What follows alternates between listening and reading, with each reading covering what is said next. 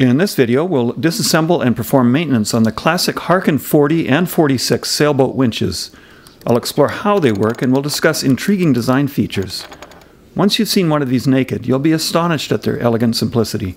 While we're at it, let me introduce you to my lovely assistants, Kaya on the left and Lucy. Before you get started, you want to be organized. I've got a clean and a dirty bucket, a brass or plastic brush to clean the gears, definitely not steel because of rust. I brought a couple of little brushes to apply clean grease after we're done. You'll see I'm wearing latex gloves, those are critical. I used 4 cans of WD-40 for cleaning, but you could use mineral spirits, white gas, kerosene, etc. I've got a free Harken manual from their website and several rolls of paper towels.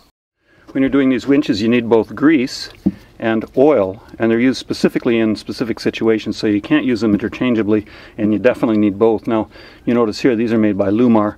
This should be good enough for my application, but Harken make their own, so if you want to be a purist, you can get the Harken products. Now, for the non-sailors who visit my channel, I'm going to explain to you how these things work. All the lines in a sailboat are designed to be pulled on to provide tension for the sails. You go around the main hub here and then into the self-tailing mechanism. Now, when I pull up, notice that this is spring-loaded. There are little springs in here that hold this down. We're going to show you those springs in a minute. Now, let me show you something here. When you pull on this line, it gets tight, but when you pull here, it pulls. So it's a one-way clutch situation. Now, let me show you how this works. Low speed is like this. Do you hear that clicking? And high speed, watch what high speed is. High speed, you turn the opposite way, but the drum keeps spinning in the same direction. And if you listen, it's a different sound. That's the sound of the pawls clicking through their stops. And there's 2 sets of pawls, and you can tell the difference by the sound they make. Let's take the top off. All you need is a single big flat blade screwdriver. And there's a screw in there. Now, if it's too tight, you can put a line up to the winch to hold the winch. But this is coming out nicely. Once that screw is undone, you can lift the whole thing up and off, just like that. Just to demonstrate for you how this mechanism works, I'm going to take this center part out and put it in here so I can turn it. And then we'll take the self-tailing part off. That's this part here. Now, if you want to know what model you have, just read it on the top of the drum that says 40 Harken. And it's ST for self-tailing, and it's stainless steel for SS. So let me show you how this works. I'm going to turn this clockwise, and you can see the direction the individual gears are going. This is low gear. Now when we turn the other way, look at how these gears turn. This one turns the same direction, but the other ones turn in opposite directions. So this is high gear and low gear. Easier to turn, but you have to do more turns. More torque, but it takes longer to get the job done. Now let's get these individual bearings off. These just slide off, and there's a plastic washer in between each of them. This is a stage which would be pretty easy to screw up if you don't take a record of where you're at. Small, bigger, biggest. This one comes easily.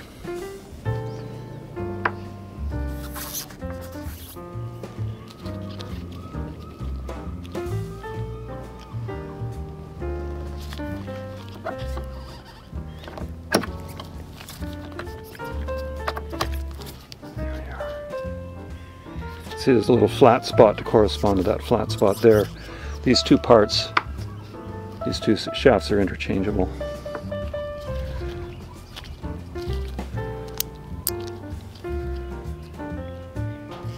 And here are pawls. Now if you look at these pawls, they go only one way. If you put these in upside down, the angle would be wrong. They allow one-way turning. So you put grease on all the gears and oil on all the pawls and springs inside. There's a problem with this particular style of winch in the sense that to get it completely off, we need to remove this base, and the base you can see is glued on. And I'm not particularly in the mood to do that, and so what it means is that we're not able to clean the pawls inside, and so we're going to do about an 80% job here. We're going to leave the pawls alone, leave that for another day, but I want to show you the mechanisms to how this works. You can see a big gear and a smaller gear. Now when I turn clockwise, do you hear the pawls clicking? We can oil those from above, but I can't clean it as much as I'd like to. Now when I turn counterclockwise, both of them are hard. So the pawls catch with counterclockwise rotation. in clockwise rotation to click. WD-40 is a great cleaner, but I don't consider it a very good lubricant because it's too thin and it gets washed away with time. And so we're using this just to clean the old grease off, clean it up a little bit to get it moving a little bit better, and then we're going to put the new grease on.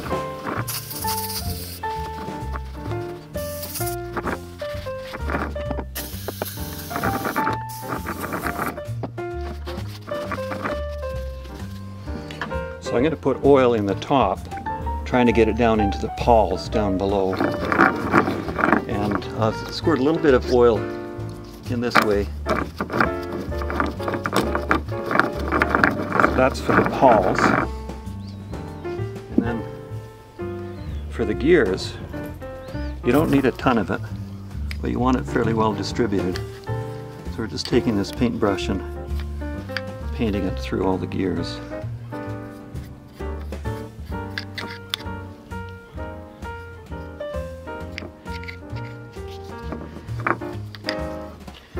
The more of this grease you put on, the longer it'll last, but the stiffer it'll behave. So it's a bit of a compromise. Next comes the somewhat arduous task of cleaning all of this. And you want to take each gear and get all of the grunge off of the WD-40. The newer winches are all plastic rather than stainless steel. And you don't need to put any lubricant on those, interestingly enough. But this old classic style does take grease. No oil on these things. These things take grease.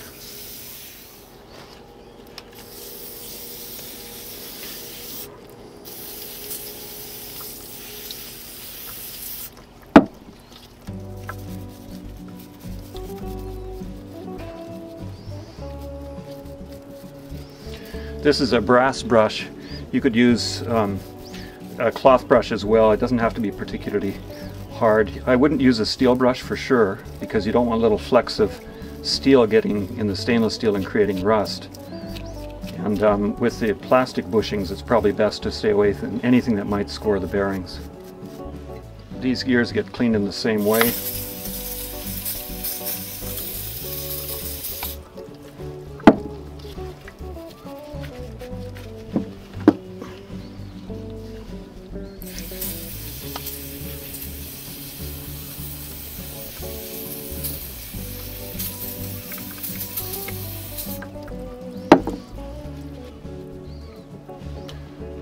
Now let's take the pawls out. They're spring-loaded, so don't let them go flying. Let me see if I can show you how these pawls come off. So that's a pawl and that's a pawl, and there's a little spring right here. You see it? And to get that off, you take this knife, pry underneath, and then slide it upward like that. Now don't let it go because it's going to go flying. So I've got the two springs and the two pawls, and I've got them oriented in the way that you want them. And if you notice, the spring is asymmetric. That's what I'm trying to tell you. And there's a sharp angle on this one here and a tangential angle on that one. And that's the orientation that you want when you put them back. Truthfully, I don't know if you can get them in the wrong way, but that's the way they go anyway. So right around this stage, you're going to be thanking your lucky stars that you took a photograph of this to know which way it went in. So you take this little spring here and you hold it like this. You can buy these springs if you lose one, but a lot easier if you don't. And then you just slide it in like that, and it holds itself in that little groove right there. Now you look at this and you'd say, well, this thing could go in either way. Dang, I'm sure glad I took a picture of it before I started. But one thing that's going to be helpful is that this little lip here is only present on one side. There's no lip on this side, and this hub goes in that lip, and so you just close it, slide it in and rotate. Don't get your glove caught. There it is there, like that. Now we're going to put oil into here. This washer goes under here to hold the pawls in place. You can see the pawls go like this. So don't forget the washer. Helps to hold some of that oil in place too. That washer just slides into place when you get it right. Put a little bit more grease on the gears. Not too much of this.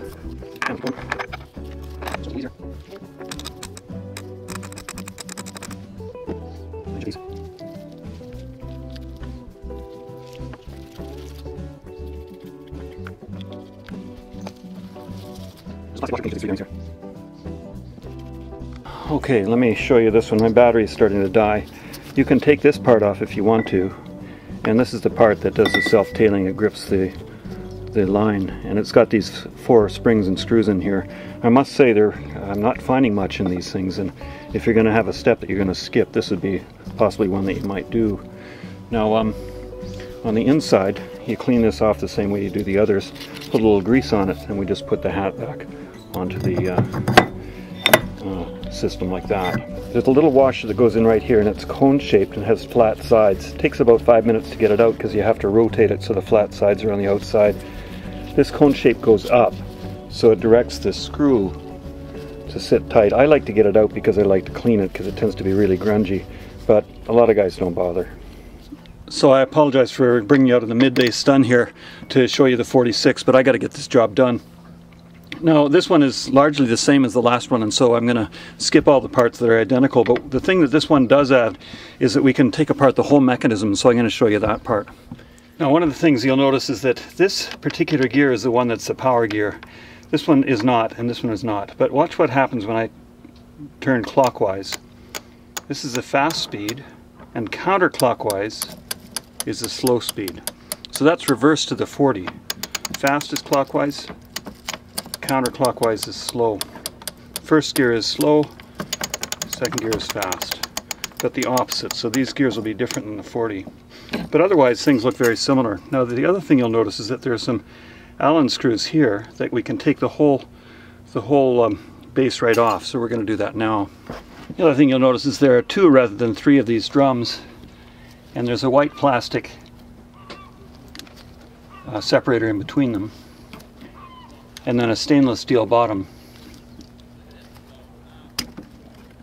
which comes off like that. Now you don't need to undo these Allen head screws here. You can if you want to, but you don't need to. This is a 6mm Allen head.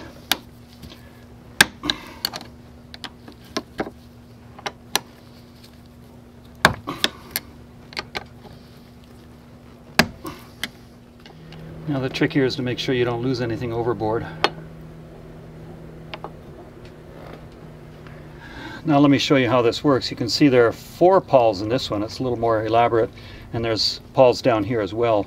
When I turn clockwise, high speed, you get power going through this gear, and then this gear, and this one drives the drum. When I go turn counterclockwise, these pawls click, and we go through the bottom gear that you can't see, then this gear, and then this gear, like that.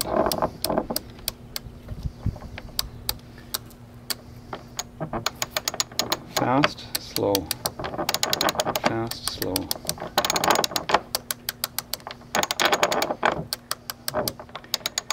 And you see how the pawls are sitting in the system. So now I'm going to pull them out.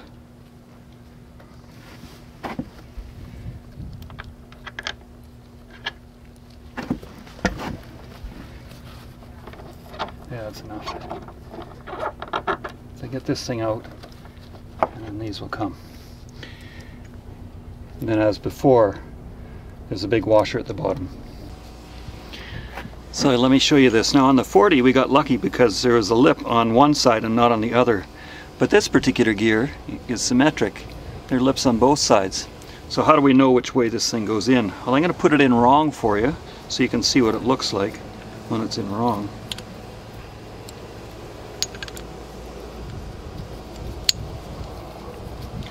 Now, do you see that? Do you see how the pawls are not, they're not resting nicely? They're at an angle and they're hitting edges all the way through. That's wrong. So let me take this apart, hopefully without sending the pawls everywhere. Flip it over and show you what it's like when it's right. There. Do you see that? See, the edge of the pawl is making much more firm contact. It's not edge contact, it's straight on contact. That's the way you want it. Now let me show you some detail on this center post one. So this one has 4 pawls rather than 2, but if you look at it closely you'll see it's the same kind of process. A little bit different structure. Different sound. But again, the pawls rest in a nice firm V groove. They're not resting on edge. And this comes apart just like so. So as you'd expect, this process can be painstaking, but you want to take each of the pawls out, carefully clean them, and then put them back into place. This is this cone-shaped washer that I showed you before. It goes on the top in this thing. And you might wonder about the shape, and interestingly enough, I think this is actually a pretty important part, because what it does is it directs rainwater out these 2 side holes here. And then these 2 side holes go into the housing part, and there's a flange here that prevents water that comes in through those holes from getting into the pawls and the gears. And so it's actually a fairly complex structure. Don't forget that washer right there. Remember, oil in the pawls and grease in the bearings. You see I've greased all the bearings. There, just bolt this into place.